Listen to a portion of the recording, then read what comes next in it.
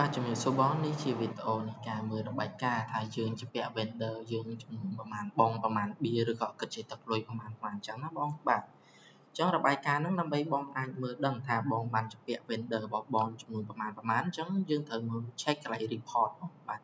អញ្ចឹងបងចូលទៅកន្លែង report មកបាទអញ្ចឹងមក scroll មកក្រោមតិចបាទអញ្ចឹងពេលដែលបងចុចតម្លាក់ report ហើយបងមកមើលមួយទៀតគឺក្នុង business partner បងបាទអញ្ចឹងបងចុចលើ business partner មកបាទអញ្ចឹងវានឹងតម្លាក់មួយមានន័យថាមានពាក្យថា vendor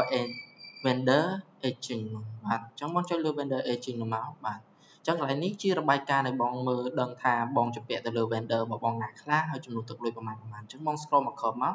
បងនឹងឃើញប្រតិបត្តិការរបស់បងដែលជំពាក់ vendor អញ្ចឹងនេះបងមានជំពាក់ទៅលើ general vendor របស់បងដែលចំនួន invoice ដែលបងទិញ stock ចូលពីនេះបងឃើញបងបានជំពាក់គាត់2 invoice ហើយ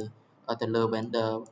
មួយនេះបងបានជំពាក់គាត់មក invoice ទៀតចឹងតែបាទអញ្ចឹងកន្លែងហ្នឹងក៏វាមានប្រហែលជាទឹកលុយសរុបដែរថាយើងបានជំពាក់ vendor ប្រមាណដែលយើងអត់ទាន់បានសងលុយទៅគាត់វិញចឹងណាបាទអញ្ចឹង report នៃរបាយការណ៍ជំពាក់ vendor របស់យើងគឺយើងមើលនៅក្នុងហ្នឹងបាទអរគុណច្រើន